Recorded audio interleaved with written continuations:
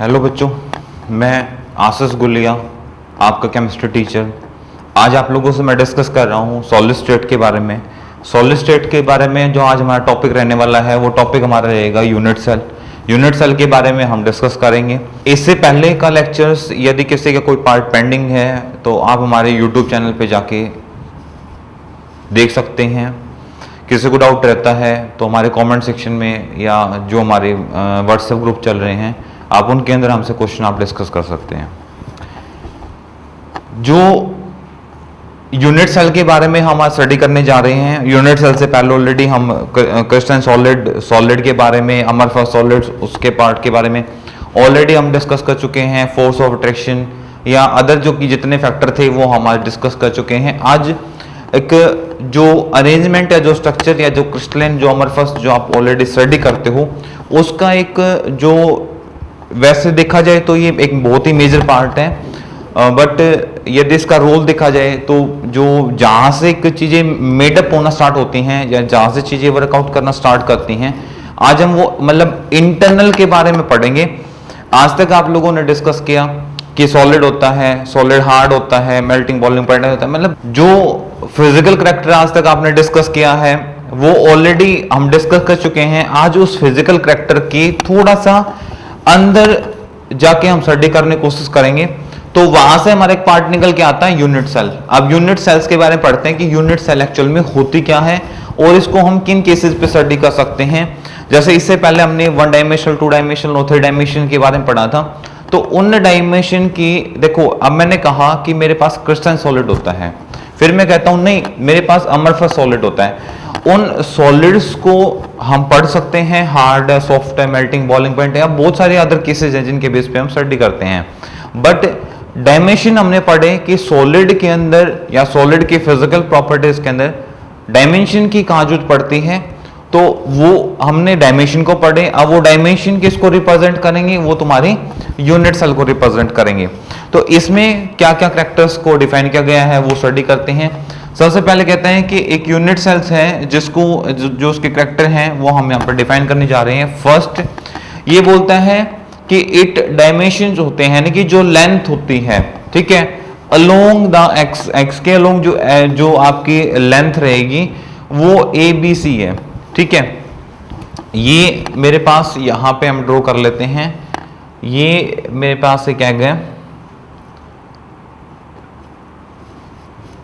अब जनरली चाहो तो इसको अलोंग द एक्सेस भी हम पढ़ सकते हैं, along X X Y axes और जेड एक्सेस, क्योंकि हमने 3 डायमेंशन के बारे में पढ़ा था। तो 3D स्ट्रक्चर बनेंगी, 3D के लिए हमें जेड एक्सिस का होना हमारे पास जरूरी है, ठीक है। ये इसका क्या हो जाएगा, सेंटर हो जाएगा, ठीक है। ये आपके एक्सेस हो जाएंगे, ठीक है। तो ये कह रहा है कि वहां क्या होंगे, A, B एंड C, ठीक है। तो जहां से आप कंसिडर करना चाहो तो मान लो ये मेरा A हो गया, ये मेरा B हो गया एंड ये मेरा C हो गया, ठीक है। तो ये कह रहे हैं कि ये जो आपके पास होंगे मे और मे नोट, मतलब कंफर्म नहीं है, ठीक है। वो अरेंज स्ट्रक्चर की अरेंजमेंट पे डिपेंड करेगा। अब मैं कह दूं हर किसी का एंगल 180 डिग्री का होगा, या हर किसी का एंगल 120 डिग्री का होगा, या मैं कह दूं हर किसी का एंगल 90 डिग्री का होगा, नहीं, स्ट्रक्चर्स अलग अलग बनेंगी। स्ट्रक्चर्स के अकॉर्डिंग एंगल्स के अंदर भी फ्लेक्सिबिलिटी रहेगी, कभी वो इंक्रीज करेंगे, कभी वो एंगल डिक्रीज करेंगे। सेम एंगल पे डिफरेंट स्ट्रक्चर तो बन नहीं सकती, वो आपको पता है, ठीक है। तो मैन्युअली हम उनको क्या करेंगे, मतलब वो एक एंगल जो उनका रहता है वो फिक्स तो रहेगा नहीं, ये आप मान लीजिए। तो एंगल्स जो होंगे वो अल्फा, बीटा और गामा से यहाँ पे रिप्रेजेंट किए हैं बिटवीन द पेयर। तो मान लो हम मान के चलते हैं ये हमारा क्या हो गया, अल्फा, और ये मेरा क्या हो गया, बीटा, और ये मेरे पास क्या हो गया, गामा। तो ये एंगल्स रहेंगे, मतलब इनके बीच में ये एंगल आ गया, इनके बीच में ये वाला एंगल आ गया और इनके बीच में ये वाला एंगल आ गया। अब ये एंगल्स इंक्रीज करेंगे और ये एंगल्स डिक्रीज करेंगे।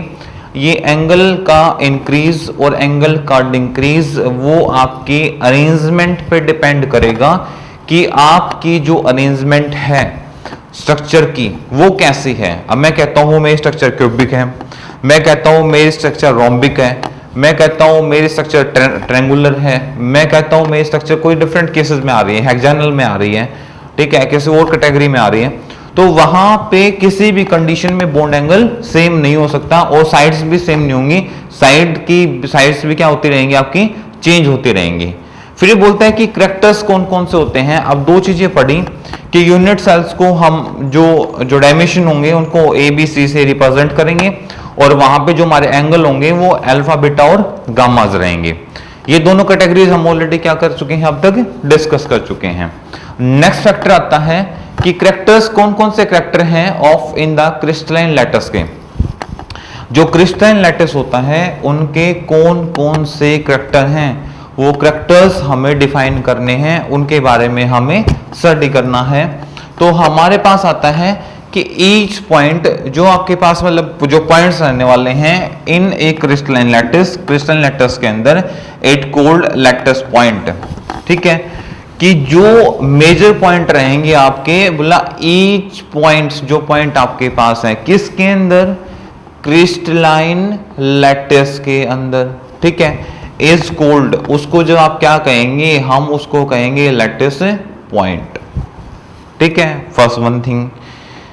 अब बात करते हैं सेकंड थिंग की कि जो each point in crystalline lattice, जो क्रिस्टलाइन लैटिस का जो पॉइंट रहने वाले हैं उनको रिप्रेजेंट किया जाता है the constitute particles which may be an atom, molecule and anions.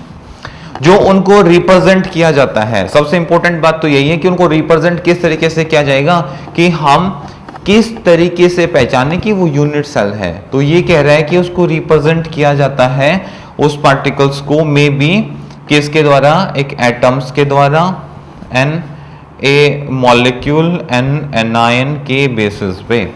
ठीक है, ये आपके लिए सबसे बड़ा और सबसे जेन्युइन पॉइंट आ गया आपके पास। कि अब आप मुझसे ये भी पूछ सकते थे कि आपने यही एक मतलब शेप क्यों चुना है। ठीक है, आपका शेप मतलब चेंज क्यों नहीं है, कि यूनिट सेल को आप इसी शेप में क्यों स्टडी करेंगे। ये सारी बातें हम डिस्कस करने वाले हैं। ऐसा नहीं कि सिर्फ मैं आपसे क्वेश्चन पूछा हूं, मैं आपको इन क्वेश्चंस के आपको आंसर भी देने वाला हूं। तो इसने कहा कि भाई हर एक पॉइंट को जो क्रिस्टलाइन लैटिस होगा, अब क्रिस्टलाइन लैटिस कौन सा होगा वो मैंने आपको ऊपर डिस्कस किया कि क्रिस्टलाइन लैटिस कौन होगा। तो उसको कह रहा है कि भाई इनको डिफाइन करने के आपको पता चल गया कि किस तरीके से डिफाइन करना है। फिर ये कहता है कि द थ्री डायमेंशन आपके पास जो होगा, थ्री डायमेंशन जो अरेंजमेंट होगा ऑफ द लैटिस पॉइंट, उस लैटिस पॉइंट का वो रिप्रेजेंट करेगा किसको, क्रिस्टलाइन लैटिस को। अब ये बोलता है कि भाई कि जो थ्री डायमेंशन के अंदर जो अरेंजमेंट किए जाएंगे कौन से लैटिस पॉइंट को, अब लैटिस पॉइंट कौन से होंगे, जो स्पेस को ऑक्यूपाई करेंगे, तो बोला उनको हम रिप्रेजेंट करेंगे क्रिस्टलाइन लैटिस के नाम से। अभी बोलता है कि लैटिस पॉइंट आज जो लैटिस पॉइंट को ज्वाइन किया जाएगा, एक लैटिस पॉइंट को दूसरे लैटिस पॉइंट से जोड़ा जाएगा। अब बोला जोड़ने का तरीका क्या रहने वाला है, तो बोला जोड़ा जाएगा ना उसको इन द स्ट्रेट लाइन। अब ये बात भी हमारे बड़े काम की आ गई कि उनको जोड़ने का तरीका क्या रहेगा, इन द स्ट्रेट लाइन, कि उनको जोड़ा जाएगा ना वो स्ट्रेट लाइन के अंदर जोड़ा जाएगा। मतलब आपको एक ऑर्डर फॉलो करना है कि आपको वन डायमेंशन के अंदर, टू डायमेंशन के अंदर, थ्री डायमेंशन के अंदर, मतलब आपका जो डायमेंशन होगा वो फिक्स होगा, यानी कि आपका अरेंजमेंट होगा वो फिक्स होगा। आप अपने अरेंजमेंट को चेंज नहीं कर सकते। आपको अरेंजमेंट वही करना है जिसका आपको ऑर्डर दिया गया है। जिस ट्रेंड के बारे में आपको चीजें डिफाइन की गई हैं, आपको उसी ट्रेंड को फॉलो करना है। ठीक है, और ये कहता है कि आउट द ज्योमेट्रिक, जो आपके पास होगा ना, जो स्ट्रेट लाइन होगा, ब्रिंग्स आउट करेगा किसके अंदर, ज्योमेट्रिक ऑफ लैटिस। ठीक है, कि जो आपके पास अरेंजमेंट होने वाला है वो किस पे होने वाला है, वो होने वाला है ज्योमेट्रिक फॉर्म के अंदर। मतलब जो स्ट्रक्चर, जैसे मैंने कहा कि स्ट्रक्चर मेरी क्यूबिक है, स्ट्रक्चर मेरी रेक्टेंगल है, स्ट्रक्चर मेरी ट्रायंगुलर है, स्ट्रक्चर जैसी भी है वट एवर, पर वो स्ट्रक्चर कैसी होगी, ज्योमेट्रिक स्ट्रक्चर होंगी। ठीक है, ये बात आप ऑलरेडी कंफर्म करें। दोबारा से बता रहा हूं, यूनिट सेल के कैरेक्टर में दो ही चीजें हमें पढ़नी है। पहली कि उसके पास ऑलरेडी जो लेंथ होंगी वो 3 होंगी, A B C. Angle fix नहीं होगा, एंगल्स डिपेंड करेगा वो मतलब कि जिस तरीके की स्ट्रक्चर होगी उसके अकॉर्डिंग वो मैनुअली डिपेंड करेगा। तो मैनुअली का मतलब यही होता है कि जिस तरीके से हम उसको अरेंज करेंगे ना वो उसी तरीके से करेगा, ठीक है। तो उनके इन ए बी सी के बीच में एंगल्स बनेंगे, यानी कि कोई एंगल इंक्रीज होगा डिक्रीज होगा पर एंगल तो बनेगा ना। तो जो एंगल बनेगा वो हम रिप्रेजेंट करेंगे अल्फा बीटा एंड गामा से, वो हमने रिप्रेजेंट किया।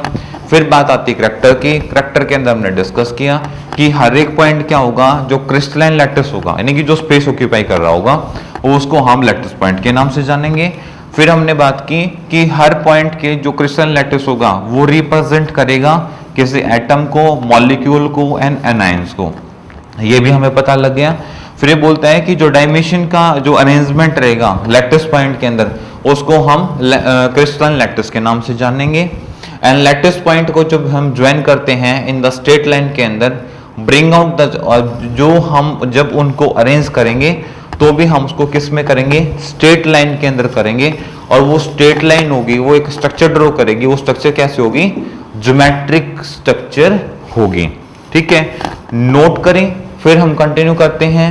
मैं फिर आपको वही बात कहूंगा, किसी बच्चे को कोई भी डाउट रहता है वो बच्चा कमेंट सेक्शन में या हमारे पास व्हाट्सएप जो ग्रुप चल रहे हैं ऑलरेडी हमारे नंबर्स आपके स्क्रीन पे डिस्प्ले हो रहे होंगे, आप उन पे हमें व्हाट्सएप कर सकते हैं और जो आपके डाउट हैं वो हमसे आप डिस्कस कर सकते हैं, ठीक है। तो फास्टली राइट डाउन करें और उसके बाद हम क्लास को कंटिन्यू करते हैं।